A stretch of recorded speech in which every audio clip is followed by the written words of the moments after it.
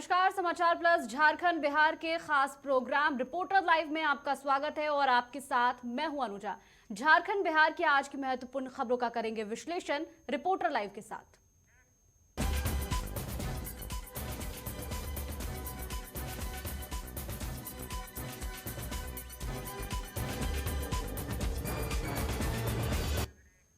मुख्यमंत्री हेमंत सोरेन खतियानी जोहार यात्रा के तहत कोडरमा पहुंच चुके हैं। सबसे पहले हेमंत सोरेन का हेलीकॉप्टर जेजे कॉलेज में लैंड किया, फिर वो सीधा बागीटांड स्टेडियम पहुंचे, जहां सीएम का पारंपरिक तरीके से स्वागत किया गया। सीएम हेमंत सोरेन के साथ श्रम एवं नियोजन मंत्री सत्यानंद भोक्ता भी मौजूद रहे। मुख्यमंत्री कोडरमा के बागीटांड में खतियानी जोहार यात्रा का आगाज कर रहे हैं। वहीं इस दौरान डिबरा माइका उद्योग को पुनर्जीवित करने कोडरमा और गिरिडीह जिला वासियों को सौगात भी देंगे।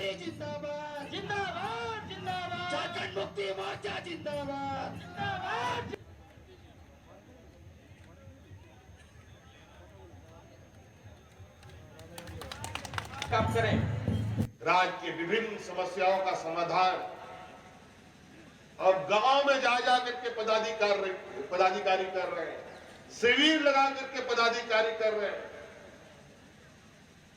जो कभी पदाधिकारी अपने ब्लॉक कार्यालय की कुर्सी से हिलता नहीं था, आज बैलगाड़ी में, ट्रैक्टर में, ठेला, मोटरसाइकिल में जा करके गांव में शिविर में बैठ करके गरीबों की समस्या सुन रहा, समाधान कर। इन लोगों को सिर्फ और सिर्फ जाति धर्म के बारे में बात करना है, दूसरा कोई काम नहीं करना। हमारी सरकार बनते ही अतिरिक्त 20 लाख राशन कार्ड बना करके घरा राशन कार्ड गरीबों को दे देगा।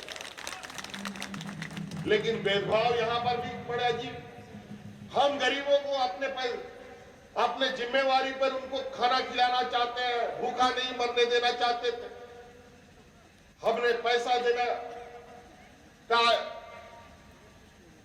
ऐलान करके कि हमको एफसीआई से अनाज दो, हम खरीद सकते हैं और गरीबों को दे सकते हैं, लेकिन पैसा देने के बावजूद भी भारत सरकार हमें अनाज नहीं दे रहा है।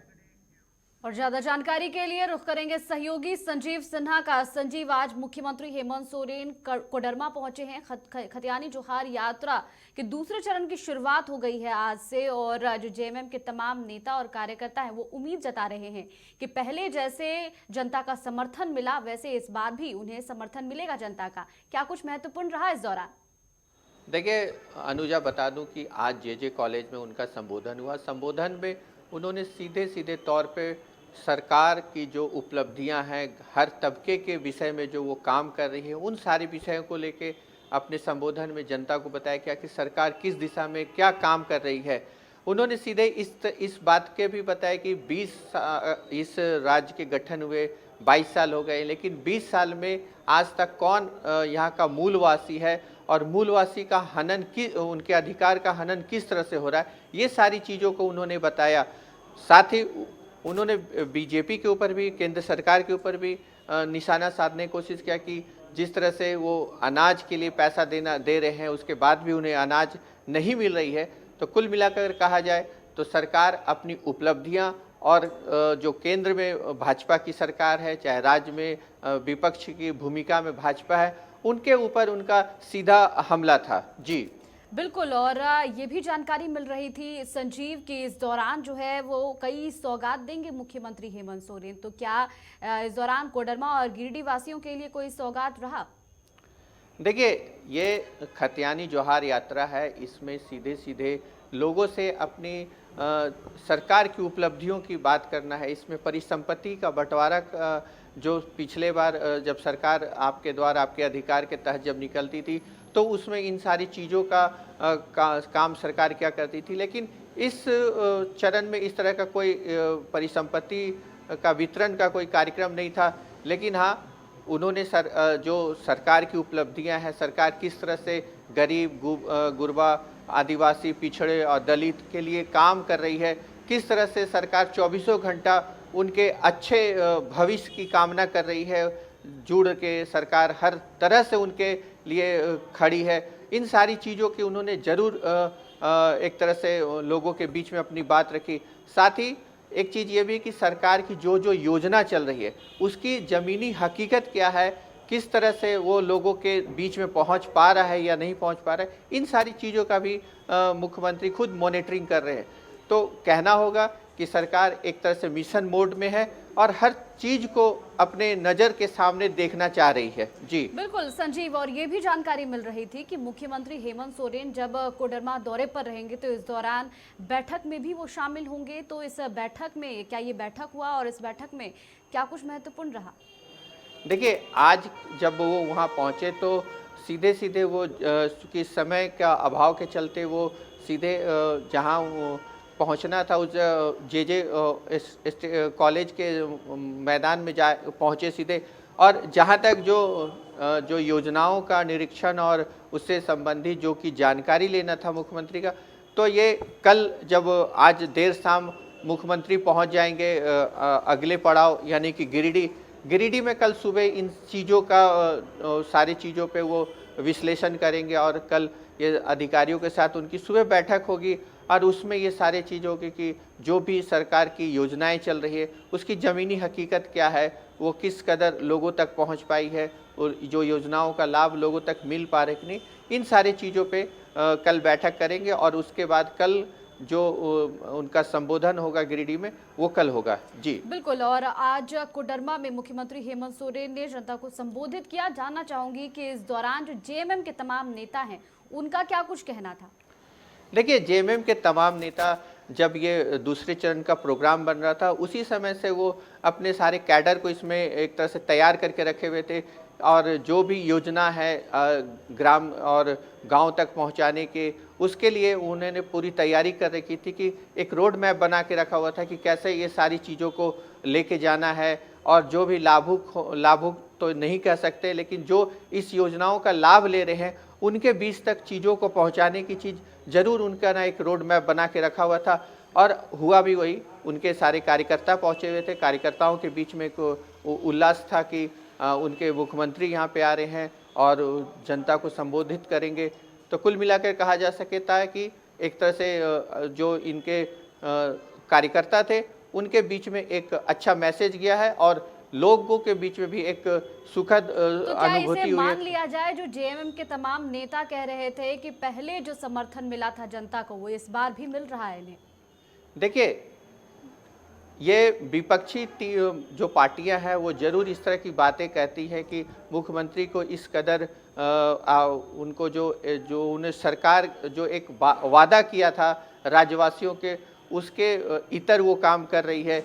लेकिन हम आपको बता दें कि जब पहले चरण में ऐतिहासिक सफलता मिली थी इस यात्रा को, उसी यात्रा को देखते हुए जब पहले चरण में इसकी ऐतिहासिक या उपलब्धियां जब प्राप्त की, उसके बाद दूसरे चरण का ये सारा रोड मैप तैयार किया गया कि किस तरह से ये चीज़ों को सरकार लेके आगे जाएगी और क्या क्या चीज़ कहाँ किस जिलों में जाना है सरकार को।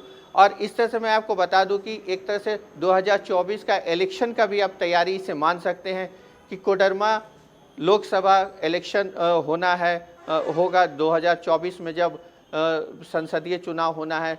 तो वहाँ के जो बीजेपी के पूर्व एक विधायक थे, उन्होंने पिछले दिनों जब जेएमएम का दामन थामा था तब से ये माना जा रहा था कि अगला जो लोकसभा चुनाव होगा तो वो वहाँ के उम्मीदवार होंगे। तो ये कुल मिला के चीज़ को देखा जा रहा है कि एक चुनाव है, लोगों के बीच में अपनी बातों को रखना है, इससे अच्छा और कोई प्लेटफॉर्म नहीं हो सकता है। तो माना जा सकता है कि लोगों का इसमें समर्थन है और लोग इसमें बढ़ चढ़ के भाग ले रहे हैं और मुख्यमंत्री को सुनने आ रहे हैं। जी बिल्कुल, बहुत बहुत शुक्रिया संजीव तमाम जानकारियों के लिए। तो आज मुख्यमंत्री हेमंत सोरेन खतियानी जोहार यात्रा पर कोडरमा पहुंचे। इस दौरान उन्होंने जनता को संबोधित भी किया और जेएमएम के जो तमाम नेता हैं, कार्यकर्ता हैं, उनके चेहरे पर काफी उत्साह भी देखने को मिला। हालांकि बता दूं कि मुख्यमंत्री हेमंत सोरेन काफी लेट पहुंचे थे, इस वजह से बैठक भी होना था, ये बैठक नहीं हो सका, जिसके बाद आज मुख्यमंत्री हेमंत सोरेन गिरिडीह जाएंगे, गिरिडीह में रात्रि विश्राम करेंगे, जिसके बाद उनका संबोधन कल वहां पर होना है।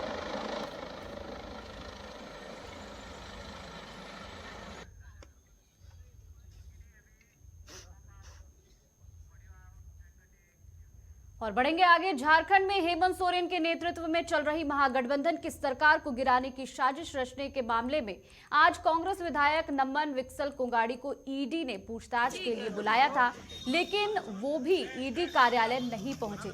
अधिवक्ता के माध्यम से 2 सप्ताह का समय मांगा है। बता दें कि ईडी ने कांग्रेस के तीनों विधायक इरफान अंसारी, राजेश कच्छप और नमन विकसल कोंगाड़ी को समन कर पूछताछ के लिए बुलाया था। हालांकि इससे पहले इरफान अंसारी और राजेश कच्छप निजी कारणों का हवाला देकर ईडी कार्यालय नहीं पहुंचे थे।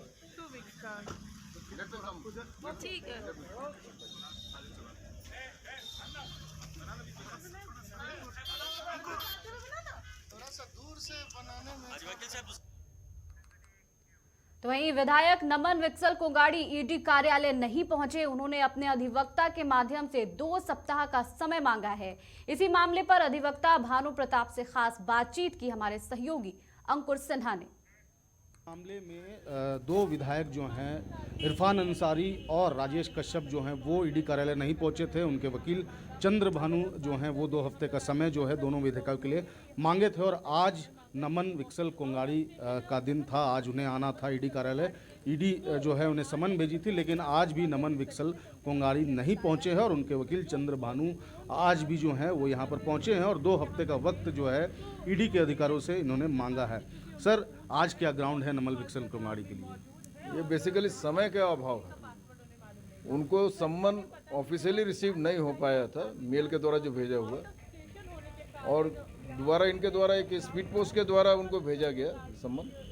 Date was received on 14 January 2023 but it was conveyed to him on 15 January 2023। तो 15 तारीख को उनको संडे था, 14 को सेकंड सैटरडे था और 16 को ऑलरेडी उनको यहाँ से मूव करना था दिल्ली अर्जेंट मीटिंग में।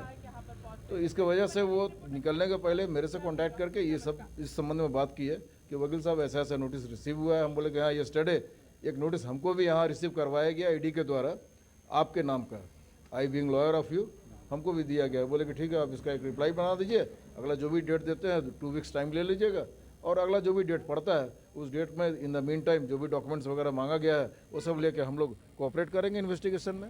अभी तक दोनों विधायकों की जो इस संबंध में ना ही मेरे क्लाइंट्स को कोई इन्फॉर्मेशन है कि फर्दर क्या इनका स्ट्रेटेजी है, कब बुला रहे हैं, और ना ही मुझे इस संबंध में ऑफिस में बताया गया है। अगर मान लीजिए कि 2 हफ्ते का वक्त ईडी नहीं देती है, ऐसा माने, तो क्या विधायक तैयार हैं, क्या आने को तैयार है, या आप भी आपके पास और भी कुछ ग्राउंड? नहीं, यहाँ पर एक बात आपको हम बता दें, इट इज़ फर्स्ट सम्मन और कुछ लॉ है, कुछ प्रोसीड्योर है, कुछ प्रिंसिपल्स है, उस हिसाब से ही काम करता है। कोई अपने हिसाब से काम नहीं करते हैं। ये विभाग सरकार की है, सरकारी हिसाब से ही काम चलेगा ना। सर, वही लॉ हम जानना, सर वही लॉ हम और दर्शक और यहाँ के लोग जानना चाह रहे हैं कि आखिर क्या लॉ कहता है। सम्मन जो है दोबारा सम्मन करना चाहिए कायदे से इनको। एक मैटर में आप देखे होंगे हमारे यहाँ के जो माननीय मुख्यमंत्री साहब, उनको भी इन लोगों के द्वारा नोटिस किया गया था और उसमें एक बार समय मांगा गया, दोबारा वो अपीयर हुए थे, दोबारा आए थे। वो कहने का मतलब ये है कि कभी कोई भागेगा नहीं। क्यों भागेंगे? हम लोग पब्लिक जो रिप्रेजेंटेटिव हैं, जो पब्लिक के द्वारा मनोनीत ये व्यक्ति हैं, चाहे वो हमारे माननीय मुख्यमंत्री हो, चाहे ये विधायकगण हो, इन सब ये लोग छिप नहीं सकते हैं। आगे की क्या कुछ मतलब 2 हफ्ते का समय आपने नमन विकसल मिलना चाहिए, समय मिलना चाहिए, बिल्कुल मिलना चाहिए। बिल्कुल। तो ये थे तीनों विधायकों के वकील चंद्र भानु जी, जिनका कहना है कि 2 हफ्ते का समय जो है फिर से नमन विकसल कोंगाड़ी के लिए मांगा गया है और ऐसे में उनका जो प्रेयर है, उन्होंने जो प्रेयर किया है अंदर, उनका कहना है कि समय ईडी को देना चाहिए। सहयोगी अरविंद के साथ अंकुर सिन्हा, समाचार प्लस, रांची। और खबर पर ज्यादा जानकारी के लिए रुख करेंगे सहयोगी अंकुर सिन्हा का। अंकुर, आज नमन विकसल कोंगाड़ी को ईडी कार्यालय जाना था, उनसे पूछताछ होनी थी, लेकिन वो नहीं पहुंचे और 2 सप्ताह का उन्होंने समय मांगा है। बिल्कुल अनुजा, मैं आपको बता दूं कि कैश कांड में फंसे तीनों विधायक जो हैं उनको ईडी ने सम्मन भेजा था। ईडी द्वारा जो है सम्मन भेजा गया था, जिसके बाद तीनों विधायकों को ईडी में पेश होना था, लेकिन एक एक कर तीनों विधायक ईडी में पेश नहीं हुए और उनके जो वकील है, तीनों के एक ही वकील है, वो जो है वो ईडी कार्यालय पहुंचे हैं और 2-2 हफ्ते का जो वक्त है वो उन्होंने मांगा है। और ऐसे में आज नमन विकसल कोंगाड़ी की भी पेशी होनी थी ईडी कार्यालय में, आज उन्हें बुलाया गया था लेकिन वो भी नहीं पहुंचे और 2 हफ्ते का समय जो है वकील द्वारा माना गया है। वकील द्वारा ये दलील दी गई है कि उनको जो सूचना थी, जो नोटिस थी, वो उनके मोबाइल पर आ रही थी और वो मोबाइल जो है कोलकाता पुलिस ने जब्त कर लिया और यही वजह है कि उन्हें सूचना नहीं मिली थी और जब उन्हें सूचना मिली तो वो रांची शहर से बाहर थे, दिल्ली में थे। लेकिन कहीं ना कहीं बात करें तो लगातार जो है ये एक कोइंसिडेंट ही माने कि तीनों विधायक जो हैं वो ईडी के सम्मन के बावजूद जो हैं ईडी कार्यालय नहीं पेश हो रहे हैं और लगातार उनके जो वकील है वो पहुंच करके 2 हफ्ते का समय जो है वो मांग रहे हैं। हालांकि ईडी ने 2 हफ्ते का समय अभी तक दिया नहीं है। अभी कोई भी चीज़ जो है तीनों विधायकों को लेकर के जो समय मांगा गया है उसे ईडी ने अभी तक जो है स्वीकार नहीं किया है। लेकिन अब देखने वाली बात होगी कि क्या ईडी तीनों विधायकों को 2 हफ्ते का समय देती है या नहीं देती है। मैं आपको बता दूं कि उनके जो वकील हैं उन्होंने मुख्यमंत्री का हवाला दिया कि मुख्यमंत्री हेमंत सोरेन को भी ईडी ने सम्मन भेजा था मुख्यमंत्री को, और जब दोबारा सम्मन भेजा गया उसके बाद मुख्यमंत्री हेमंत सोरेन जो है ईडी कार्यालय पहुंचे थे। तो कहीं ना कहीं दूसरे सम्मन पर तीनों विधायक जो हैं वो जा सकते हैं ईडी कार्यालय, लेकिन फिलहाल अभी तीनों विधायक जो है 2 हफ्ते का वक्त मांगे हैं। देखने वाली बात होती है कि क्या ईडी 2 हफ्ते का वक्त देती है या फिर नहीं देती है। जी बिल्कुल। और अंकुर, ये भी जानकारी मिल रही है कि तीनों विधायक दिल्ली गए हैं और दिल्ली में कांग्रेस के प्रदेश अध्यक्ष प्रभारी से वो मुलाकात किए हैं, क्या ये सही है? बिल्कुल, देखिए सूत्रों के हवाले से एक खबर आ रही है कि तीनों विधायक फिलहाल दिल्ली में हैं और कांग्रेस के आला कमान से मिलने के लिए जो है वो इंतज़ार कर रहे हैं। एक वीडियो वायरल हो रही है जिसमें इरफान अंसारी जो हैं साफ दिख रहे हैं और वो साफ जो है नमन विकसल कोंगाड़ी भी हैं वो भी साफ नज़र आ रहे हैं। तो कहीं ना कहीं सूत्रों के हवाले से ये खबर ज़रूर आ रही है कि तीनों विधायक फिलहाल अभी दिल्ली में हैं। लेकिन अगर बात करें वकील की दलील की, जो उनके वकील ने दलील दी है, उनका साफ कहना है कि इरफान अंसारी की तबीयत जो है वो ख़राब है और इसी को लेकर के 2 हफ्ते का वक्त जो है 13 जनवरी को जो है उन्होंने मांगा था, उनके वकील ने मांगा था, जिसके बाद 16 जनवरी को जो है राजेश कश्यप को ईडी ने बुलाया था, ईडी ने तलब किया था और राजेश कश्यप में कहा गया कि वो दिल्ली में हैं और वो उन्हें सूचना जो है नहीं मिली थी और जब सूचना मिली तो वो रांची से बाहर चले गए थे। और इसी तरीके की दलील जो है आज भी नमन विकसल कोंगाड़ी के द्वारा जो है वो भी दी गई है, सूचना दी गई कि जो भी नोटिस आए हैं वो नोटिस उनको डायरेक्ट नहीं मिले हैं, उनके एक रिश्तेदार जो हैं उनके द्वारा नोटिस मिला गया है। तो कहीं ना कहीं तीनों विधायकों का ईडी कार्यालय नहीं पहुंचना एक बड़ा सवाल खड़ा करता है कि क्या कुछ तैयारी में है, क्या कुछ रणनीति तय कर रहे हैं, क्योंकि ऐसा माना जा रहा है कि तीनों विधायक दिल्ली में हैं और क्या कुछ रणनीति वहां तय होती है ये देखने वाली बात होगी। बिल्कुल, बहुत बहुत शुक्रिया अंकुर तमाम जानकारियों के लिए। तो बता दूं कि तीनों विधायक दिल्ली में हैं, पार्टी हाईकमान के साथ उन्हें मुलाकात करनी है और हो सकता है कि तीनों विधायकों को फिलहाल तो निलंबित कर दिया गया है, लेकिन तीनों विधायक आला कमान से मिलना चाहते हैं, अपनी सफाई देना चाहते हैं।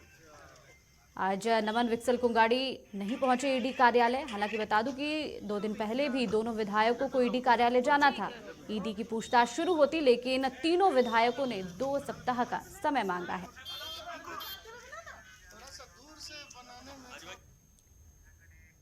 और खबरों का सिलसिला यूं ही जारी रहेगा, लेकिन अभी वक्त तो चला छोटे से ब्रेक का। फौरन होंगे हाजिर, बने रहिए समाचार प्लस झारखंड बिहार के साथ। ब्रेक के बाद स्वागत है रिपोर्टर्स लाइव में। बढ़ेंगे आगे। पलामू में निजी अस्पतालों का संचालन कई मरीजों के लिए काल साबित हो रहा है। झोला छाप डॉक्टरों की ये मेहरबानी है कि निजी क्लिनिक के प्रति लोगों के बीच भय का माहौल है। क्यों है ऐसा, जानिए इस खास रिपोर्ट में। धरती पर भगवान की संज्ञा रखने वाले डॉक्टर की पलामू में एक अलग ही छवि बन रही है। यहाँ आए दिन झोला छाप डॉक्टरों के कारण कोई न कोई मरीज काल के गाल में समा रहा है। निजी क्लिनिक में बैठने वाले ये कथित डॉक्टर मरीजों पर दबाव बनाकर उनका ऑपरेशन तक कर देते हैं। सुनिए इनके कारनामे एक पीड़िता की जुबानी।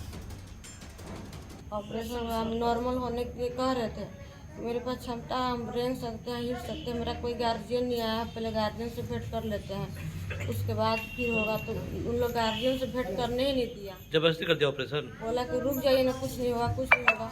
तो फिर हम कितना करते करते तो बोले कि एक दादी है, उनको भेजिए। तो बहुत करने के बाद फिर दादी को बुलाया तो हम बोले कि रुक जाइए, सभी लोग को आने दीजिए। केवाड़ी लगा दिए हम लोग, दरवाजा बंद कर दिए। फिर उसके बाद फिर बोल रहे हैं कि कुछ नहीं होगा, कुछ नहीं होगा। तब से सून कर दिए पूरा शरीर, और सून करने के बाद हम बोल रहे हैं कि सून कर दिए तो ऑपरेशन तब होगा ही। रुक जाइए, हमको चलने का क्षमता है, हम चल सकते हैं, रुक जाइए, बर्दाश्त करने का क्षमता है। तो बोल रहे हैं कि कुछ नहीं होगा, रुक जाओ, अब कुछ नहीं होगा। हम लोग बच्चा नहीं। तो ऑपरेशन जबरदस्ती कर दिया आपका? हाँ, झोला छाप डॉक्टरों की कहानी बड़ी रोचक है।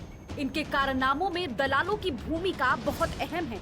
ये दलाल सरकारी अस्पताल में भर्ती मरीजों के बेहतर इलाज का हवाला देते हुए उन्हें प्राइवेट अस्पताल में शिफ्ट कराते हैं, जिसके बदले इन्हें मिलती है मोटी कमीशन। और तो और स्थानीय लोगों का आरोप ये भी है कि ऐसे निजी क्लिनिक को सरकारी डॉक्टरों का संरक्षण भी प्राप्त है, जिसके बाद ये खेला पूरे रफ्तार से चलता है। सरकारी हॉस्पिटल से मरीजों को उठाकर ले जाया जाता है दलाल के द्वारा। दलाल को कमीशन दिया जाता है प्राइवेट हॉस्पिटल के द्वारा। दूसरा कारण ये है कि सरकारी हॉस्पिटल में डॉक्टर जो बैठते हैं वो अपना प्राइवेट प्रैक्टिस और प्राइवेट नर्सिंग होम बनाकर रखे हुए हैं। वो अपने आदमी के द्वारा वहाँ पर ले जाते हैं और उसका इलाज करते हैं। और सरकारी हॉस्पिटल में न मानवता का ख्याल रखा जाता है। दूसरा, डॉक्टर की तो कमी है ही, डॉक्टर नर्स वगैरह की कमी है ही। ये अवैध निजी क्लिनिक प्रशासन की नजर से छुपा नहीं है। खुद जिले के सिविल सर्जन भी इस बात को मानते हैं। सिविल सर्जन अशोक कुमार के अनुसार ऐसी क्लिनिक को चिन्हित करने की प्रक्रिया लगातार रूप से जारी है। पलामू जिले में बहुत सा अवैध क्लिनिक जिसका कोई रजिस्ट्रेशन नहीं है, कुछ भी नहीं है, रजिस्ट्रेशन का नॉर्म फुलफिल नहीं करता है, चलाया जा रहा है। हम लोग उसके लिए प्रतिबद्ध हैं, किसी तरीक़ा से जच्चा और बच्चा का डेथ जो हो जाता है उसमें वो नहीं हो, इसके लिए मास रूप से और विग्रस अभियान चला रहे हैं। जो भी इस तरह का नर्सिंग होम या फिर क्लिनिक जहाँ पर कि इस तरह का कार्य होता है उस पर हार्ड से हार्ड एक्शन लेंगे और ज़रूरत पड़ेगी तो हम लोग एफआईआर करने के लिए भी तैयार हैं। यदि ऐसा कुछ मिलता है उसके अगेंस्ट क्लू तो हम लोग एफआईआर करेंगे और यदि होगा तो क्लिनिक को हम सील भी करेंगे, बंद भी करेंगे। मनमानी चाहे निजी क्लिनिक की हो या फिर अनदेखी प्रशासन की, भुगतना तो पड़ता है किसी व्यक्ति विशेष या उसके परिवार को। अवैध निजी क्लिनिक को चिन्हित कर कार्रवाई करने का काम कब तक पूरा होगा ये तो नहीं पता, लेकिन तब तक पलामू में मरीजों की जान राम भरोसे ही है। समाचार प्लस के लिए पलामू से ब्यूरो हेड प्रभुदयाल तिवारी की रिपोर्ट। और खबर पर ज्यादा जानकारी के लिए रुख करेंगे पलामू ब्यूरो हेड प्रभुदयाल तिवारी का। प्रभुदयाल, देखिए, पहला ऐसा मामला नहीं है, लगातार इस तरह के मामले पलामू से सामने आ रहे हैं जहां जबरदस्ती मरीजों का ऑपरेशन करवाया जा रहा है। बिल्कुल रोजा, आपका नाम सही है कि ये जो है अगर आप देखा जाए तो ये सिर्फ पलामू की बात नहीं है, पूरे झारखंड में जो है ये झोला छाप डॉक्टर उपलब्ध है और सरकार को जो है इस ओर ध्यान देना चाहिए। क्योंकि देखिए दो बातें यहाँ पे आती हैं कि आखिर लोग जो है झोला छाप डॉक्टर की तरफ आखिर क्यों रुख अपनाते हैं, ये बड़ा सरकार को जो है सोचने वाली बात है। क्योंकि हमारी जब बात हुई एक ग्रामीण से, हालांकि वो कैमरे के सामने नहीं आए, एक झोला छाप डॉक्टर ही थे जो कहीं जा रहे थे इलाज के लिए ग्रामीण क्षेत्र में। उनका कहना है कि हम जो है आसानी से लोगों को उपलब्ध हो जाते हैं, इसलिए हमारे पास आते हैं। क्योंकि यहाँ देखा जाता है लोग जो है सरकार, हालांकि सरकारी स्तर पे जो है डॉक्टर की भी यहाँ पे जो है कमी आ रही है, ये सरकार भी मानती है, जिसको लेकर जो है कई तरह के जो योजनाएं भी चला रही है इसको लेकर, फिर भी जो है लोगों तक जो है स्वास्थ्य को लेकर मुहैया नहीं हो पा रहा। तो झोला छाप, हेलो, बिल्कुल प्रभुदयाल, जानना चाहूंगी कि इस पर अब अस्पताल प्रशासन का क्या कुछ कहना है, क्योंकि जो मरीज आ रहे हैं वो तो सीधा आरोप लगा रहे हैं अस्पताल पर। जी बिल्कुल, मरीज का हम वही बताना चाह रहे थे कि मरीज का कहना है यहाँ की जो झोला छाप डॉक्टर हैं वो आसानी से जो है हम लोग को उपलब्ध हो जाते हैं। वही सरकारी अस्पताल में जो हम जाते हैं वहाँ अच्छे ढंग से जो है उपचार भी नहीं हो पाता और जो भी उपचार तंत्र है उसका भी इस्तेमाल नहीं हो पाता। ये जो है बहुत बड़ी जो है कमी है, जिसके चलते जो है लोग आए दिन जो है अब देखते हैं कि झोला छाप के पास जाते हैं और उपचार कराते हैं। और अपने आप को जो है अच्छा उपचार मानते हुए लोग जो है यहाँ पे रह रहे हैं। तो ये बड़ा सवाल है, सरकार को भी जो है इस ओर ध्यान देना होगा, क्योंकि ये लगातार मामला जो है आए दिन जो है सुर्खियों में रहता है। हालांकि समाचार प्लस भी इस मामले को जो है पिछले दिनों ही उठाया था कि जो पूरे झारखंड में जो है डॉक्टर की कमी है, तो इस ओर जो है सरकार को ध्यान देना होगा। जी बिल्कुल प्रभुदयाल, और झोला छाप डॉक्टरों की कमी जो है वो संसाधनों की कमी की वजह से है और लगातार इनका मनोबल अब बढ़ता ही जा रहा है, और इसको लेकर जो सिविल सर्जन है उनका क्या कुछ कहना है? बिल्कुल, सिविल सर्जन तो साफ तौर पर उनका भी कहना है कि जो भी डॉक्टर की कमी है, जिसको लेकर जो है आए दिन जो है झोला छाप के पास लोग पहुंच रहे हैं, ये बड़ा मामला है। इसको लेकर जो है लगातार स्वास्थ्य विभाग जो है मॉनिटरिंग कर रहा है, और जो भी जिले में संचालित अवैध क्लिनिक हैं और अवैध डॉक्टर हैं जो अपने आप को डिग्री नुमा कह रहे हैं, उनको लेकर जो है लगातार कार्रवाई कर रही है और होता भी रहे। हालांकि सरकार जो है इन गरीब को लेकर ही योजनाएं चला रही है, जिसको लेकर आपको बता चले कि 2 योजनाएं जो है मुख्यतः जो है चल रही है। एक प्रधानमंत्री जो है आयुष्मान भारत योजना है, और वहीं अगर दूसरी बात करें तो मुख्यमंत्री जो है जन आरोग्य योजना। इसमें जो है आपको बताते चले कि गरीब को जो है 50,000 से लेके 20 लाख तक मुआवजे की प्रावधान है, जिसको लेकर जो है मॉनिटरिंग भी की जा रही है। इसके बावजूद भी जो है कहीं ना कहीं ग्रामीण स्तर पर मॉनिटरिंग की कमी है, जिसके चलते जो है ग्रामीण जो है झोला छाप डॉक्टर के पास पहुंच रहे हैं। तो सरकार को जो है इसको लेकर मॉनिटरिंग भी करनी चाहिए, ग्रामीण क्षेत्र में जाना चाहिए, उनको समझाना चाहिए कि जो भी उपलब्ध हो रहा है सरकार के द्वारा, जो भी स्वास्थ्य सेवाएं उपलब्ध हो रही है सरकारी अस्पताल में, चाहे वो योजनाएं क्यों नहीं चल रही हो, उसको लेकर जो है लगातार जो है संपर्क करना चाहिए। जी बिल्कुल, बहुत बहुत शुक्रिया प्रभुदयाल तमाम जानकारियों के लिए। तो ये जानकारी पलामू से मिल रही है, जहां झोला छाप डॉक्टरों की मनमानी दिन ब दिन बढ़ती ही जा रही है। हालांकि मरीज जो है अस्पताल में इलाज करवाने आते हैं और उनका कहना है कि वो सर्जरी नहीं करवाना चाहते हैं, ज़बरदस्ती उनका सर्जरी करवाया जाता है, फिर मुंह मांगी कीमत उनसे वसूली जाती है।